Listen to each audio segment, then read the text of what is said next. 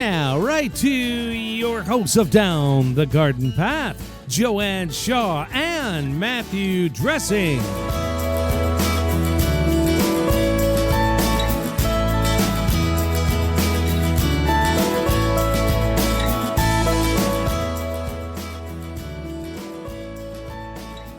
Welcome, everyone, to this episode of Down the Garden Path, where we discuss down-to-earth tips and advice while doing our best to help you seasonally manage your garden and landscape. Hello there, I am Joanne Shaw, owner of Down to Earth Landscape Design, and with me is my co-host and co-author, Matthew Dressing. Welcome, Matthew. Welcome, Joanne. Good evening, everyone, and thank you for joining us. I'm Matthew Dressing, owner of Natural Affinity Garden Design. As landscape designers, gardeners, and authors, we believe it's important and possible to have great gardens, which are sustainable and low maintenance. We want to help you make it happen. That's right. And hello, everyone, and welcome to July, and a happy big 4th of July to our many U.S. listeners. This month, we are talking all about wonderful shrubs for your garden and a few other things. This month is a little bit of a grab bag, isn't it? But we're excited.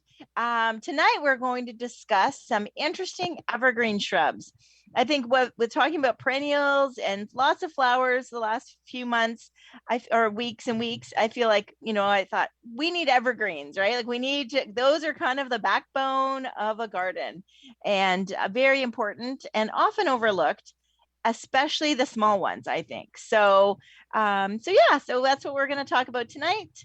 So if you have some questions about your evergreens, if you have a favorite small evergreen, we would love to hear all about it. Please share with us at instudio101@gmail.com. That's right. That's right. Yes. So we are talking all about interesting evergreen shrubs. Mm-hmm. Mm-hmm.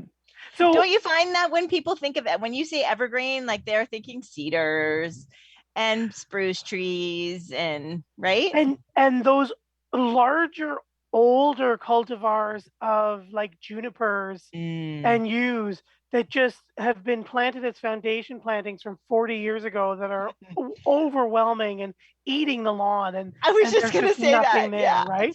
Yeah, eating that lawn or eating the house, even the house,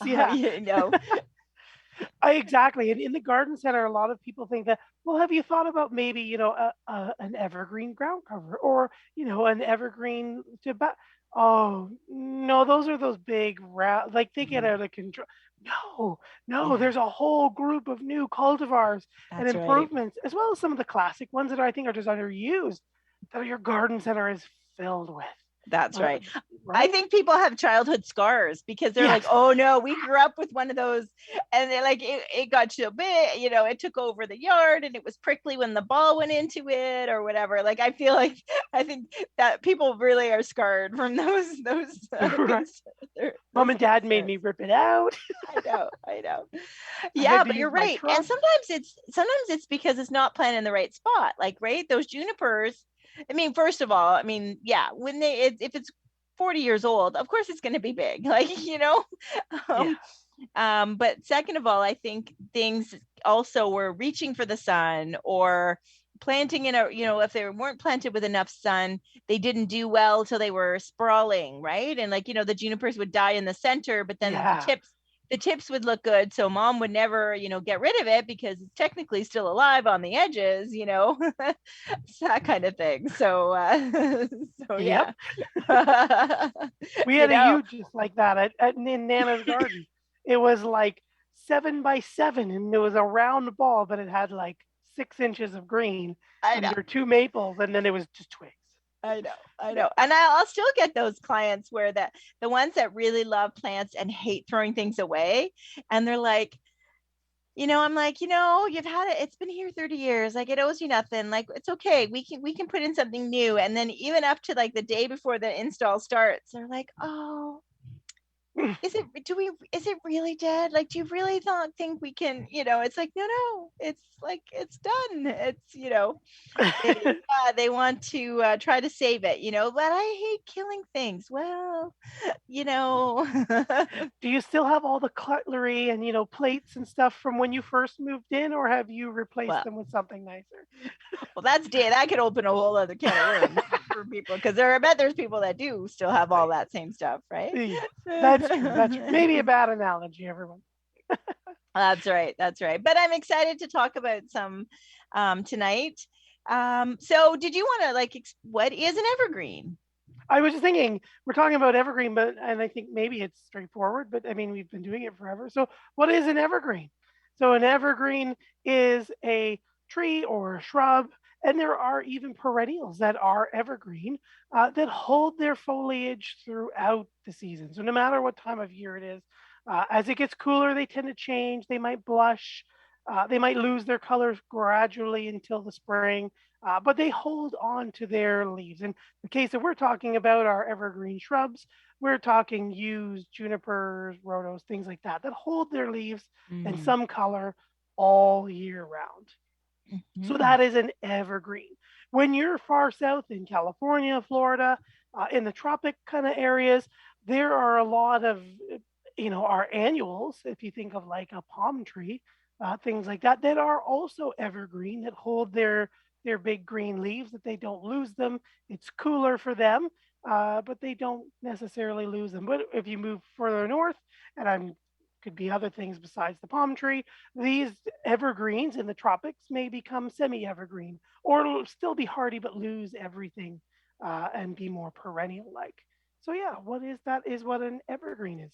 Something that holds all of that green all year round.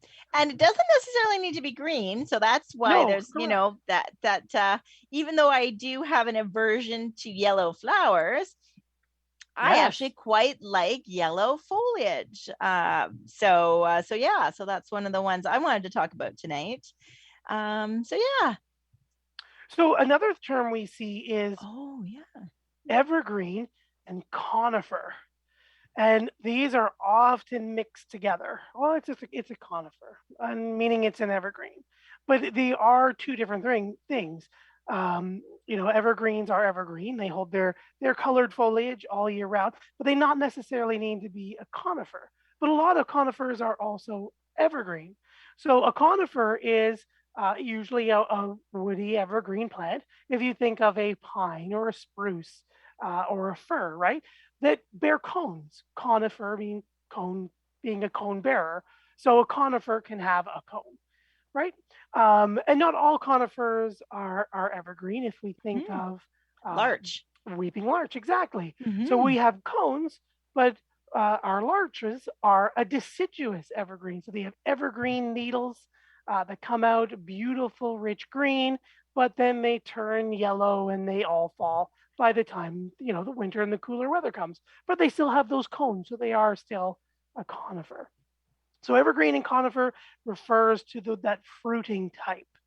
So junipers, pines, firs, they are all conifers. Whereas things like your hollies, they're evergreen, but they create berries that are actual berries and other fruit. So those are not a conifer, they're just an evergreen. Yeah, so there's two terms that we see, and I actually looked it up, and I didn't throw conifer in the glossary of our book, Down the Garden Path, a step-by-step guide to your Ontario garden. So yes. Interesting. Okay. And well, I think of Christmas trees. So then when you think of it, like Christmas trees are all conifers. Right. They're all conifers, right? Because if left to their own thing, they're all going to produce their own cones. That's right. Right. Okay. Yeah, that Junipers, is very good. We always say juniper berries, but those scales are actually fused together and have some fleshy body around their seeds, or around the cone, in which birds and other animals will eat them and deposit them, whereas pine cones will open their woody scales and let the seeds fly. So we say juniper berries, but they are cones. Yeah. Oh, okay. Sorry, really? Yeah, we call them juniper berries, but they are technically, the structure is a type of cone. Well, what about the yew berries? They're a berry. They're a berry. because the now flesh you're of the getting seed inside. complicated. Yes. Now we're splitting hairs, and maybe we Now don't. we're splitting hairs. Oh Tell my me about some gosh. fancy greens. What's interesting? That's right. It's right. And I think they're very, I mean, putting on my designer hat, I think they're very important in a landscape because I think, first of all, everybody wants that seasonal interest. Yes. Whether they know it or they don't. Like sometimes they don't know to say it, but they want that. Yes. Agreed. When they color all the time, something interesting all the time, that kind of thing. Well, and I think sometimes they are they're thinking like April till October or something, right? Like they're not thinking the rest of the year. Yeah, that's what they define it all the time. Yeah. And there is a surprising number of clients I've had over the years. One just now that I've just done this whole backyard, and she doesn't want any evergreens. Yeah. And so she does have an existing rhodo. I think it was a rhodo. I don't think it was an azalea. It was a good size. She had an existing rhodo that we kept. So technically that would be the only evergreen. There's an evergreen. Although I fooled her, and hopefully she's not listening, in that I convinced her to put in a Daphne, which is... Yes, another broadleaf evergreen. It's a broadleaf evergreen. Flowering, broadleaf, but evergreen. So That's yes, right. So I kind of fooled her. So but they're so rare to, in the garden. That's one we could probably do a show one of these days about Daphnes. Yeah. So yeah. Mm-hmm. So when we are saying we're going to talk about interesting evergreens, before we get into naming some of them and talking about our evergreens, what do you think? How are we defining interesting? What do you think we're defining interesting? When I think interesting, I think of it does something unusual, like our larch, a nice weeping larch, deciduous, beautiful fall color. I think of obviously the different junipers, the horizontalis group of junipers that give you a growing season color. And then we often see winter color or different colors or things like berries, things like that. I think both of us on our list have a few cool things, like we always say, picking a plant that does two things, right? Type thing, right? And that goes for sure for a lot of our evergreens as well, whether they're broadleaf, so they have a very deciduous or typical leaf-looking thing, like a euonymus, or like you said, a rhodo or azalea, things like that. Yeah, or even some of the hollies versus, a needle-like or a scale-like leaf structure. Yeah. So I think that's what we mean by interesting. Would you agree? Yeah, for sure. I mean, yeah, I think it's the texture is interesting. I think the size and shape, it can be interesting. Yeah. As well as, and I think the foliage, because by the very nature, when we say to a client or gardener, other gardeners, evergreen, everyone is picturing it to be green. Now there's many shades, right? Like a pine tree green versus a fir tree green versus a spruce tree green.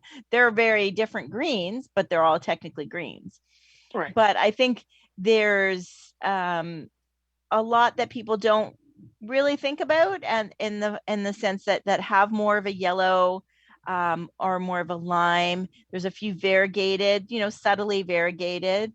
Some, like the larch, even though they are deciduous evergreen, before it loses its leaves, it goes bright yellow. So anybody who's been in cottage country in the fall and to see the birch trees and then the larches go yellow, it's a sight to behold, right?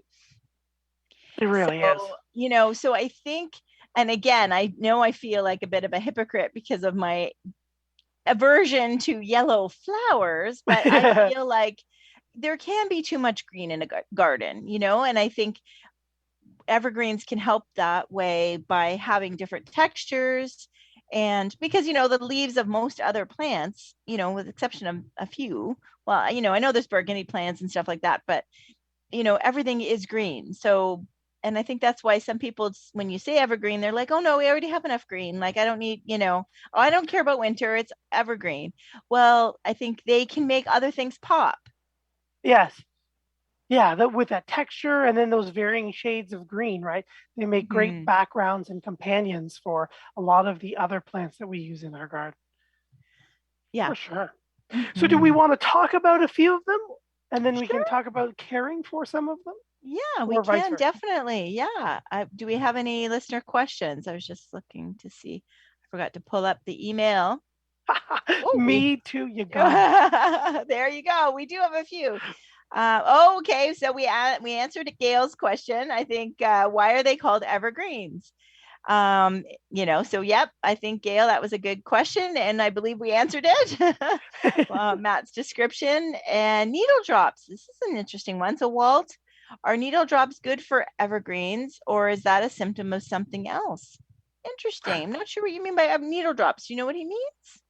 So I think, if I just bring up the question, Walt, needle greens, one of the things to say is that evergreens do like to cycle out a third of their foliage as well.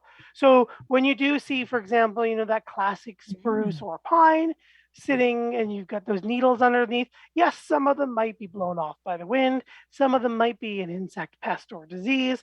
But you know what? It's evergreen, but she is shedding some needles just to rejuvenate her own growth. So you might see some of that needle drop that covers the base or around your evergreen. I just totally lost the word. Evergreen to help acidify the soil, because a lot of the evergreens do like a slightly more acidic soil, but also to help with some weed competition and just make their little space just their own and those growing conditions like they like. So, so Walt, here's your question. So let me know if that answered your question. So there is a natural little bit of needle drop, but there could be as well as a symptom of something else. A lot of people see the cedars, your upright cedars especially, in the middle, it starts to get the little brown bits and, the cedar widens and grows, but loses some of those natural leaves inside because she knows that it's getting dark in there and she's full sun and she pushes it out and she's naturally shedding a little bit of that anyway. So yeah. Perfect. So hopefully that answers your question, Walt. Yeah, I think so. And I think we answered Roy's as well. So he's saying, what is the difference between conifers and broadleaf evergreens? So we know that conifers are cone-bearing evergreens. That's right. And then broadleaf evergreens are evergreens like your euonymus, some of your hollies, the rhododendrons, which don't have a cone-like fruit. They tend to have a berry, and they tend to have very typical looking, if you think, deciduous-like leaves, rounded or smooth edges. The rhodos, like they nice and curl, oblanceolate to lanceolate. So just typical looking foliage, but they are evergreen. They hold all the time. And I think euonymus is probably the easiest one boxwood, for everybody. I think of boxwood too. Yeah. Thank you. Boxwood as well. Yeah. Boxwood too. The cute little deciduous looking leaves, but they are evergreen. That's right. Oh, yeah. I'm looking for my Rocketbook pens. I'm sorry, Mike, you see me running around my screen. I'm like, where's my Rocketbook pen is running out. So yeah, I like boxwoods are little leaves, they are evergreen, but no cones, right? Right. And no needles. Right. But it is an evergreen and a broadleaf evergreen. Right.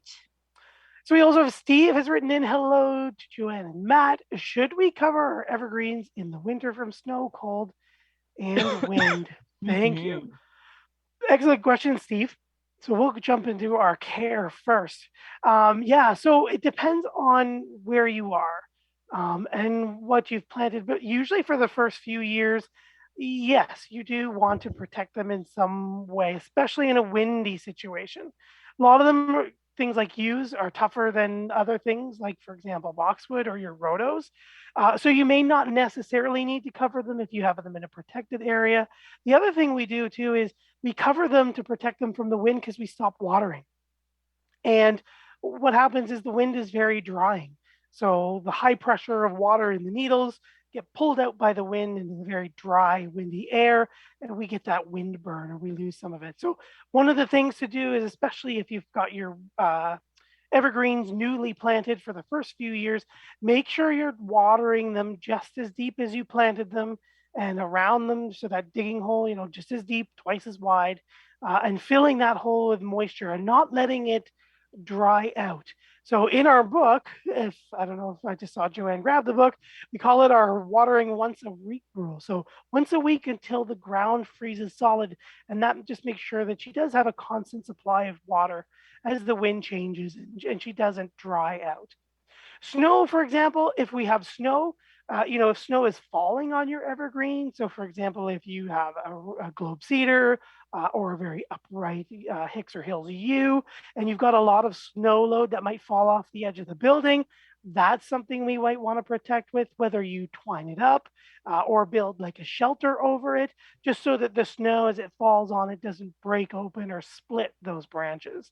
But shoveling too, right? Like if you're shoveling your walkway, that's a great one too. Yeah, so some of I was thinking, you're talking about off a building, hence you live in a condo versus me. I'm like, but yeah, I mean, I think anytime, and we mentioned that in the book as well about making sure you're knocking off the snow from shoveling onto the evergreens. Like if you have an evergreen hedge, a yew hedge like I do, or large Hicks yews on either side of your door, like I also do, like making sure that there's no harm to them. Like it's not going to kill them, but it is going to it's like anything else, right? And I think even if you had deciduous things, it's going to weigh them down and stuff, right? So it's something to be just cognizant of, that evergreens, everybody thinks that the problem with the deciduous is you can cut it out. What if it broke or bent, you can cut it out and it'll regrow, or you can prune it back. But that doesn't happen with evergreens, right?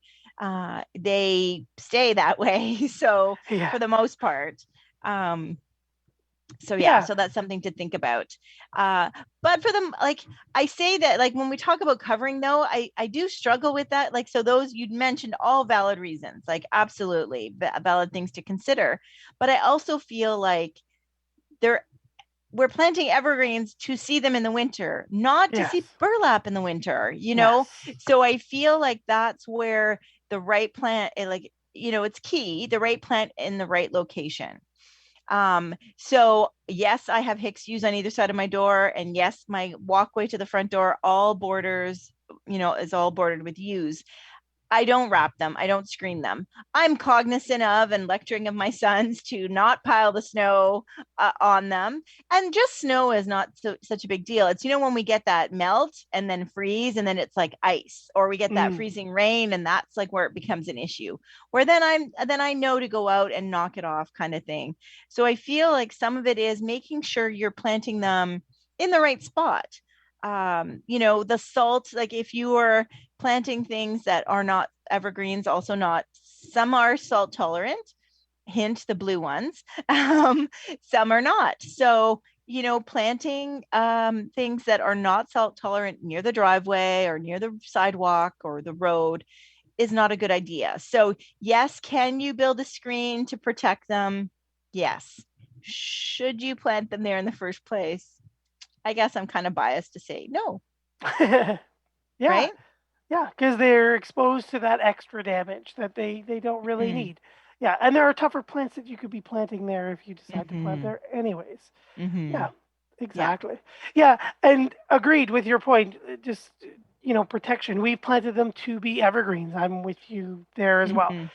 Water them. That's what they run out of, and that's where they picking the right plant for the right place. And don't let them dry out in October because it gets too cold and the water is unpleasant and you might get wet, or if you get sprayed, it's cold to us. So we just turn everything off and then they're there to dry. But snow is protective. Snow is protective. Excellent.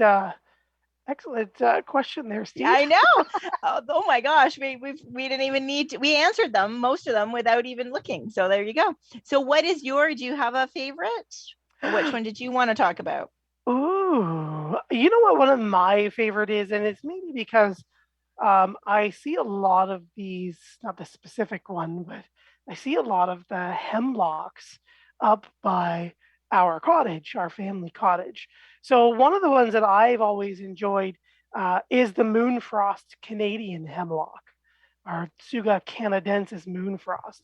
And so it's a nice dwarf shrub, native to North America, Eastern North America, zones 4 to 9, only growing 3 by 3-ish, but it is a little slower growing. So you want to have it in a spot that is either going to get full sun, will tolerate full sun to full shade, but you do, if you want something faster, this might not be the one for you.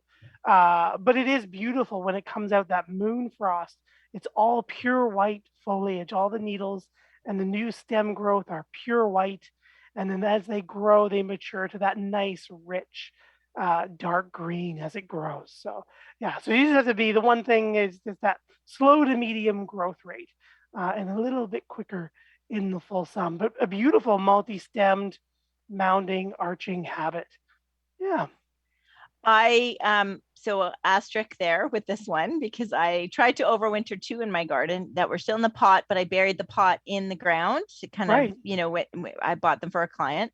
Apparently, Matt, the rabbits love them. Yeah, that's yeah. Because they are a specimen, because they are not cheap. Like, they were not cheap. No, and that's the other thing. So they totally worthy in the garden. Like, I think it's a total focal point. Could you see it next to a water feature or something, or a Japanese maple? Like, really a very cool plant. Yes, and that's why I got it down in my things too. No. I have that all in my things too. Just watch, they're very expensive when you find them in the garden center. Like $89.99 Canadian and up, and you're starting in like a 2-gallon pot. So it depends on who's growing them and where you're getting them. We often see them grown in BC and moved over, but yes, they can take some rabbit damage for sure. And you do want to make sure, again, beautiful specimen, make sure you do have some slightly acidic soil, well drained and slightly loamy as well. But and then, like you said, pairs well beautifully with some ornamental grasses, a water feature, Japanese maple, and some broadleaf plants, because you get the very small, nice, finer textured foliage. So, yeah. So I think that's, something that, because you want people, if they're not fond of evergreens necessarily, they want something, and you want something unusual, then I think that's a great choice, Matt. Yes, that's why I went with our interesting, just straight out to very interesting specimen plant. Beautiful one. Yes. So what about your list? So I have it. So anybody who's picked up our book, we're going to talk more about our book that we wrote, Down the Garden Path, the same name as the podcast.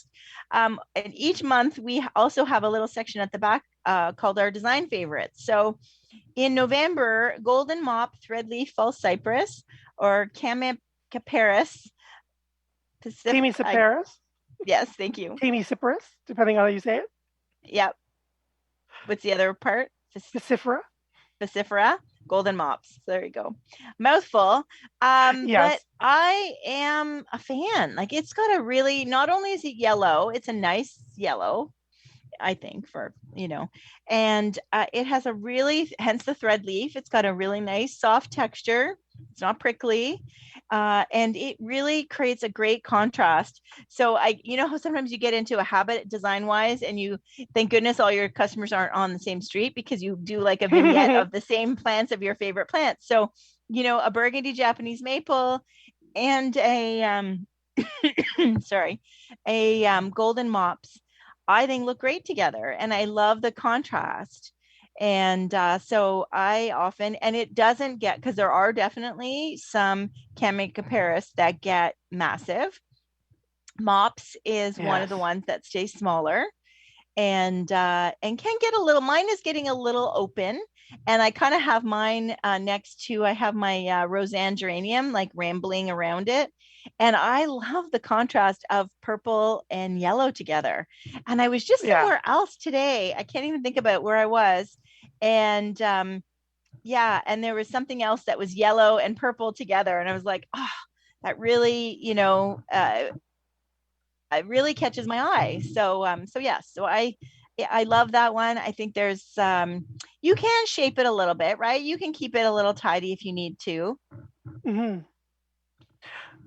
Yep, you can. And I was just going to make a note about pruning, right? We're not going to prune our evergreens necessarily, especially like the junipers, like we're going to shear back a deciduous head. Some of them, especially like the junipers or your Chamaecyparis, you want to make sure that you're cutting with a downward cut, because if you just cut them off, you can end with a little stem where you can see the end. So like you said before, we don't like when we cut the end off of a stem of a deciduous shrub, the foliage doesn't immediately erupt and break and cover that cut.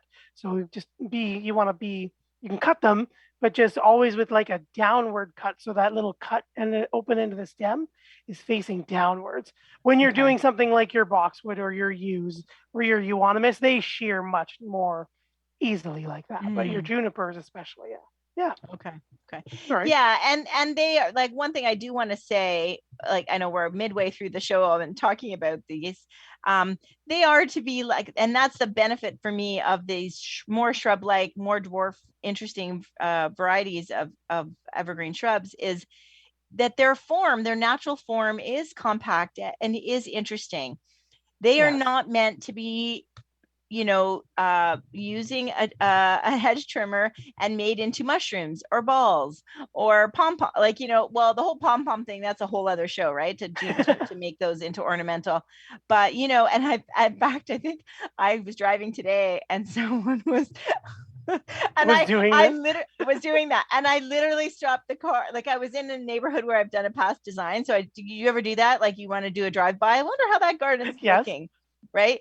And so I'm driving slow and I'm looking for the house and I'm watching, and then I turn to my right and he's like shaping, I think it was a juniper into a ball, and like so proud of himself. And I'm sorry, people, if that's what you love to do, but I just was like, I don't even know what the expression on my face was, but I literally stopped the car because I know he just like turned, like he, with the hedge trimmer in his hands, turned and looked at me, and I just thought, oh, I still want to get out of the car and say, don't do it, but it was too late. Right? It was already a bowling ball. So I'm sorry again.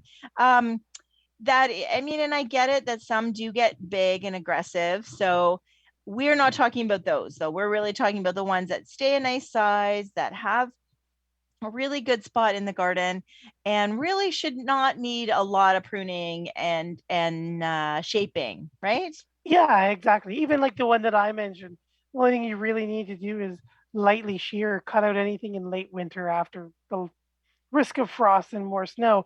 But other than that, it's beautiful, dense, compact, easygoing. No real maintenance there, pruning wise. Mm-hmm. Yeah. Anything else you'd like to add about your Chamaecyparis? Cypress? No, I mean, I think it does go with, the texture, like I said, with the Japanese maple, with other deciduous shrubs like barberries or burgundy weigelias. I think it really provides that contrast. And I think sometimes as much as I love burgundy in a garden, you can do too much burgundy, right? Oh yeah. And burgundy and green. And I think to add, it just helps, the contrast really helps your eye. And helps things look more interesting. So, yeah. Agreed. That's always one of my favorite Latin or botanic names to say. Chamaecyparis, pisifera, filifera, aurea, nana.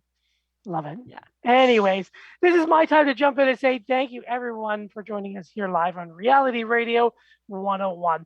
I'm Matthew Dressing here with my co-host and co-author, Joanne Shaw, and you're listening to Down the Garden Path. Joanne and I enjoy hosting Down the Garden Path each week, bringing you interesting and relevant topics to help you achieve a great garden. We learn right along with you from our research and from the guests that join us here on the show. Don't forget, you can spend more time with us down the garden path. Follow us on Instagram and Facebook. Our handles there are at Down the Garden Path Podcast. You can also find us on your favorite podcast provider with lots and lots of evergreen gardening content to review. And don't forget, while you're there, hit that subscribe button to be notified of new content. And please don't forget to like, share, and leave us a comment. We love hearing from all of our listeners. You can always write us here in studio 101@gmail.com. You could also write us directly. The podcast email address is downthegardenpathpodcast@hotmail.com. So downthegardenpathpodcast@hotmail.com. And don't forget to find us on our websites. You can find Joanne at www.down2earth.ca and myself at www.naturalaffinity.ca. And as we've said many times already, we're going to again remind you to check out our brand new book, Down the Garden Path, a step-by-step guide to your Ontario garden, where we have lots of our tips, tricks, and advice laid out for you month by month, including some of our design favorites and some great information for you at any time of year. That's right. And for our listeners that aren't in Ontario, please don't be put off by that title. Yes. We may end up changing it, but it that's where we are and that's where we garden. So we felt like that's where our expertise is. But because of the month by month and season to season, really the seasons always adjust a little bit. So there's even some repetition in the book of what we say to do in April and what you might not be able to do it in April. You might have to do it in May, So I think it still falls really well in the order of things and what to do, regardless of whether you're in an Ontario or not. Really, zone 5 is kind of, and there's lots of zone 5s outside of Ontario. And but also I think it will still help know the order of things or the things to look for in your garden, and in a reasonable fashion, right, Matt? Agreed. Well said. Well said. So continuing on our list, you were saying you were watching someone prune a juniper into a bowling ball. Yeah. And that's actually one of my next favorites is Mr. Bowling Ball Cedar. Really? Yes. I don't even know. Introduce me to this Mr. Bowling Ball. Mr. Bowling Ball. So it is a type of eastern cedar, Thuja occidentalis, Mr. Bowling Ball. And it is just a nice round 2x2 thread leaf, not as thread leaf per se as Mops. It's not a very tight scaled like, but it is more cedar-like with a nice branched thread leaf with nice green silver foliage growing 2 feet by 2 feet, hardy through zone 5 through 9. And then, it enjoys a nice low maintenance, tough individual, different kind of cedar. So it comes with a lot of those cedar attributes, just kind of tough, easy to shear. Yeah. How big? Sorry, did you say? Yeah, sorry, 2 feet by 2 feet. Okay. Yeah. Okay. So this is where it naturally grows that way. It naturally grows in that habit. So it's not something that you need to kind of, like boxwoods or like other, I think, so that's great. Okay. Yeah, so it makes a nice, neat, tidy, dense or 2x2 globe when left to its own devices. So no real shearing or anything needed unless you have some issues, some dieback or some winter kill or something like that. But in beautiful, nice, fine, delicate foliage. And I have to admittedly mention its companion pancake. So very similar, a little bit more silver in color. Okay. And it's, again, about 2 feet, maybe 30 inches when mature for a while. But it's only a foot tall. So it's a little bit more mounded, rounded cedar. So again, nice kind of a thread leaf for, if you imagine like a cedar, very soft to the texture. I love petting them. It's like a big afro full of hair. Reminds me of the days I had nice curly hair. Yeah. So those are a pair that you can see in garden centers. And again, pretty easy, tolerant of some urban pollution, full sun to partial shade. It does like a little bit of protection from if it's really windy, just because of its really fine texture. So if you're in a very windy winter spot, it does benefit from, again, just some good ground moisture and a little bit of wind protection until she is nice and thick and established. But other than that, very nice. Okay. I find them underused and great texture. Yeah. If you think of one of maybe your other ones you might mention, it's similar in foliage. The next one that I was going to mention. That's probably the next one. Well, it's funny because our dear friend Nancy Green loves her gold cedars and I do not. I just, the way they split in the center and they get overgrown and then people prune them into balls. Blah. But ones like this that just naturally stay nicer and tighter. Didn't we have it in the book, Matt? Did I not have FireChief in the book? I don't think you did. I don't think I did, but FireChief, a FireChief cedar, similar to what you were talking about. Also going back to the yellow with a little bit of red to it. Although I have to say, and I'll send you a picture after the show, I did not take good water and take good enough care of. I planted like not quite a hedge, but like a grouping of FireChief cedars a couple years ago, and they did not do well for me, and they slowly one by one died. And yeah, so although I also I wanted them for the yellow in this particular spot, but previously, based on you recommending them at the nursery, I planted them in my east facing under my tricolor beach. So not a ton of sun. And they are beautiful. They are not yellow. They are very rounded, very thick, very soft. But I have to say they're almost a little bit blue. Same interesting texture. So even though they're fire chiefs, because they're not getting the full sun, they're not yellow. But they really are very nice. And they have been salt tolerant because they're next to the walkway. There's lawn between them and the curb, but maybe only 3 feet.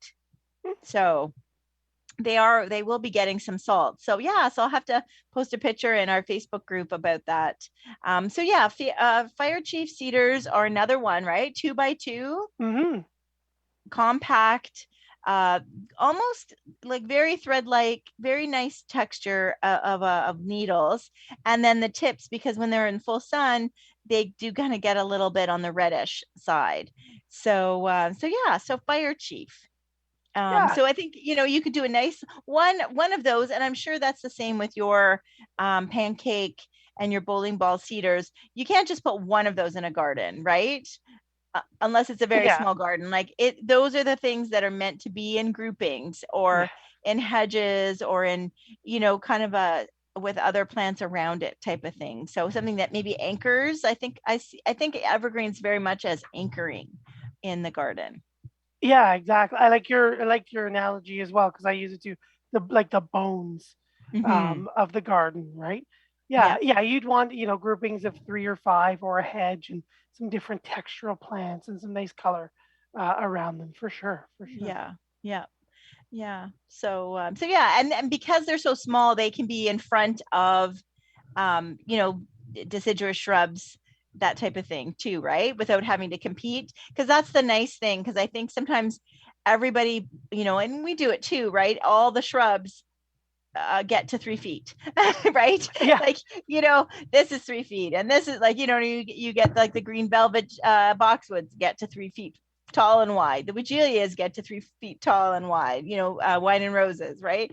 Everything, gets to, so then now you have a garden where, yes, you might have a lot of different things and different textures and different bloom times, but everything's the same size. So I think that's another strong part of these evergreens, is that they are a little bit different. That some are wider, some are taller or smaller, and they're interestingly shaped so that they do stand out in the garden. You're right. They're not those 8 by 8, 12 by 12 ones that your grandparents planted as a foundation planting anymore. Yeah, so there's lots of very neat ones out there. So definitely take a look. Should we continue with our list? Sure. One of the ones was just, again, with lime foliage. One of the ones that I liked were lime glow juniper. I've always liked. I don't think a lot of people planted. I haven't found a reason for it, so maybe you might know it as well. But it was a lower growing juniper, only about 12 to 18 inches tall, about 24 inches wide. So that kind of classic mounding, arching, somewhat spreading juniper. I wouldn't say it's a spreading juniper like an icy blue or a blue chip, or like 4 to 8 inches hugging the ground. But I loved it because it had that bright yellow foliage again, a nice structure to it. But then lime glow would blush like FireChief, like a really nice red. Going into winter as well. And it was one of the horizontalis groups. So the Juniperus horizontalis group often will change their colors. So you'll see, for example, like the dwarf garden Japanese juniper. It's Juniper. Oh, that's a procumbens actually, was horizontalis. But the horizontalis group will take on purples and blush different colors depending on their cultivar and their cultivar. I was going to say species, but not their cultivar. But yeah, or not their species. So I anything in the juniper group with the horizontalis that gives you that color. But lime glow I always really enjoyed. So, but I don't really find it planted as often anymore. And I'm not sure why. So if anybody's had a lime glow, I don't know that I've seen it, right? Like, do you think it's a grower issue? Like, I don't know that I've seen it. It could be as well a grower issue, that it was popular 10 years ago and other things like FireChief or something else have taken it over. Yeah. So yeah. So I quite enjoy it. Again, I think it's zones 4 through 9. Average soil moisture, likes it a little bit well drained, doesn't like it to be sitting in water. Full sun to partial shade, tolerates it as well. I think Joanne's just taking a look at her books there. And again, slightly acidic. I'm still listening. Soil. I mean, if we can't buy it, then that we can't use it, right? And stuff. So that's always the challenge. Yes. Well, I know I've seen it regularly, even this year at a couple garden centers. Okay.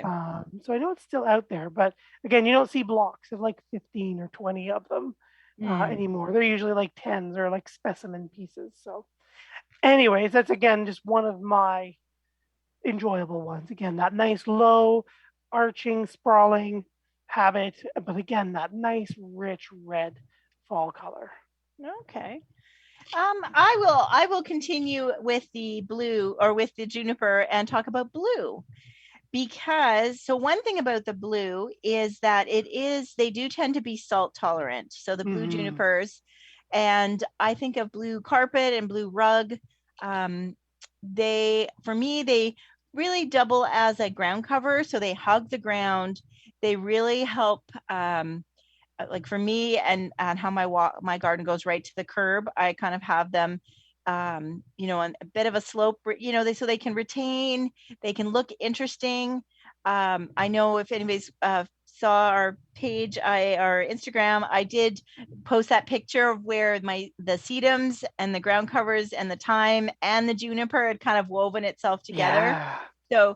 So that's really interesting. So I think there is a way to, because a lot of the ground covers are deciduous, right? So they're not there in the winter and they do their function, but then that's it. So I think there is something to be said for an evergreen ground cover, that it's definitely always there. There is a function, like I said, they're more salt tolerant, as well as retaining a slope. So often, there's people that have, whether it's like a retaining wall with rocks and that kind of thing. And that looks lovely, because as much as in my case, they kind of cascade over the curb and they look quite nice. I've seen that. I love them too on the edges of like raised beds that would have rocks or armor, and then they would kind of creep along and fill those crevices. And the contrast of the blue in the garden, but again, the other taller plants above them and around them, there's less competition, but a little bit of contrast. So yeah. I agree. Would you say is your favorite? Do you have a favorite blue one? I think Blue Star is very popular. I think you don't like that one? I'm like, I don't like that one. That's funny, because that's one I don't like. But anyway, yeah, I see how you could like it. I do. But for me, I really, when I want to do a juniper, I want to do that cascading one. Oh yeah, that's why I move towards like a blue rug or someone like that. Yeah, yes, that's nice. Which is, I think it's rug. That's the lower one, right? I'm like frantically trying to find my book. Yeah, but it I is believe lower. It's the lowest one is the rug. Yeah, it's very flat and sprawling to the ground. Only like maybe 6 to 8 inches tall. Yeah, nice and low. But yeah, you get like blue chips, Blue Star, because it kind of has the same foliage as your Japanese garden juniper. Icy Blue is another nice one as well. Yeah. Yeah, very much more silvery in the blue. Yeah, you think there wouldn't be that much of a difference. So I'm looking at one of our suppliers' catalogs. So blue rug gets to be 20 centimeters tall, and blue carpet is 1 meter. So isn't that funny? 3 So feet. basically, yeah. So really, the one I'm talking about is blue rug. So blue rug, Juniper, Juniperus, horizontalis, Wiltoni. Yeah, Wiltoni. Yep. Yeah, Wiltoni. See, Matt's got You got the double I, right? I know. I'm sorry. E first I and then I. Or you must be a teacher who has to teach his students the proper way to say these names. So hopefully they are better students than I am. But anyway, now blue chip is pretty, but it's a bit more mounding, so it is pretty low too and pretty tight. So yeah, so definitely, think about them, because as much, and believe me, I feel like I've been talking too much about sedums on our Instagram account. And there's one I even I've been holding back posting because it's like, oh, I got to stop talking about sedums. So as much as I love my sedums and my ground covers, I think the junipers go well with those and help you cover, because really they cover, like I said, retain slope, retain water, and help eliminate weeds. They really do. They're very functional. Are they flashy and kind of cool and funky like the FireChief and the Mops? No, but there's something to be said for them to be in the background, right? Yeah, as I say, there's still, again, that whole living ground cover thing. They definitely still, the texture and the function amongst the other show-stopping plants as well, for sure. Oh, that's great. So I think we covered a few. We've got a few questions and comments as we are wrapping up the show. So Sue is saying she loves us. She's listening and writing again to us, and that she loves the show, and she hopes we had a marvelous Canada Day on Friday, which we did. Thank you very much, Sue, for thinking about us there. We had quite a few listeners email us Happy Canada Day, so that was lovely. So thank you everyone who did that. Everyone who wrote us. Yes, for sure. And so this is interesting. So Dave is saying, do evergreens make a good privacy fence? If so, what is the average space we should plant them away from each other? Thank you. So those would be bigger ones, right? Yep, there would be some bigger ones. I think the classic tends to be your upright cedars, right? Your emerald cedars, or your North Pole, or your skybounds, or again with your eastern, like the native ones, like the eastern or black spruce. Eastern. Yep. Oh my God. Yeah, your eastern cedar. Yep. Or your eastern black cedar or black cedars, which you could also get as hedging material too. Not necessarily wire basket or potted. They do come bare root. Yes, they'll come bare rooted, and we're also seeing some of them being potted up, because a lot of the growers who do the bare root, some of the other bigger spots that are very small and independent are kind of starting to close down after 30 to 40 years. So you can also find them potted, but there are native Thuja occidentalis that are going to be like 60 feet tall, 40 feet wide. They're the ones you find in the woods that we need to shape every single year. But Dave, usually you'll see like the cultivars of things, Jantar cedars. Have you planted any of those? They're the yellow foliage. Okay, like yellow ribbon? Is that the same? Like yellow ribbon, yeah, very simple, but a little bit more dense and tight, like an emerald or a skybound. Okay. Yeah. Yes, I have planted those. They do need them more sun and more water, I've found. Yes, even I agree. than the green ones. Yeah. Yes. So Dave, that's probably the most common. I mean, you can do junipers, you can do you know what I have, now this is more expensive though, so the catalog of privacy hedges would be, they had a perfect example at Whistling Gardens a few weeks ago where they pruned in hemlocks. Ooh, I know. So hemlocks are large evergreens, much like Christmas tree, finer needles, grows in the shade, native evergreen for us here. And they had a whole hedge of them, but then they had also pruned them. So they were like a cedar hedge, like they were flat and smooth and kind of rectangular, instead of the Christmas tree, your typical Christmas tree shape that you'd find them. So it was like, we walked, in fact, it was one of those, what is it when it's almost like you walked through it, like there was a gap and it was like a doorway, and we walked through the hedge, and it was like one of those, you did a double take. Wait a minute, this isn't cedar. Like, you thought, in your mind's eye, you thought you were walking, in an opening in a cedar hedge. And then all of a sudden we stopped, and it was like, wait a minute, oh, that's not cedar. Like, look at them. That's hemlock. So yeah. So it depends. You can spend more money if you'd like, Dave. Some of the columnar spruces can make not a super dense hedge, but a little bit of privacy. And I would say you can make a nice hedge, but it wouldn't call it necessarily privacy. Yeah, exactly. And define privacy. Do you mind a couple gaps as they make their points, or do you need something a little denser? Yeah, for sure. Like our columnar Norway spruce or something like that. Yeah. So thank you, everybody, for your questions as we wind down the show. We do want to, end with an ask. And if you like what we talk about each week, then we would love your support in checking out our Down the Garden Path book, Step-by-Step Guide to Your Ontario Garden. I will give you the whole title. Available on Amazon.ca as well as Amazon.com. Many of you have bought it, and so we say thank you. I know we did have a listener asking about how the sales are going, but yeah, we would just love, we did it because as much as the show has been popular and it's helping everybody look after their garden, and that's what we're both very passionate about. In addition to designing gardens and spending your money on plants for you, we love all that, but we want to help you take care of it, and which is why we're here every week and why we wrote the book. So yeah, that's right. Check us out, and if you have bought it, again, thank you so much for supporting us. It means the world to us. Thanks for everybody for all the support over the last number of months and years about the book. But if you have bought it, don't forget to log on to Amazon and leave us a review. We would love for you to leave us a review.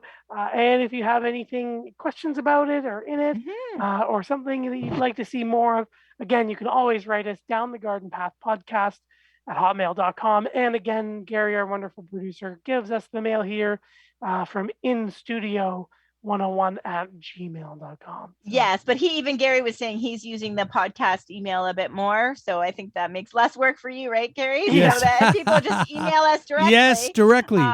Directly. So email us at our podcast one. We have been getting some great show ideas. Yes. So do we want to talk about what we're going to talk about next week? Thanks to a listener.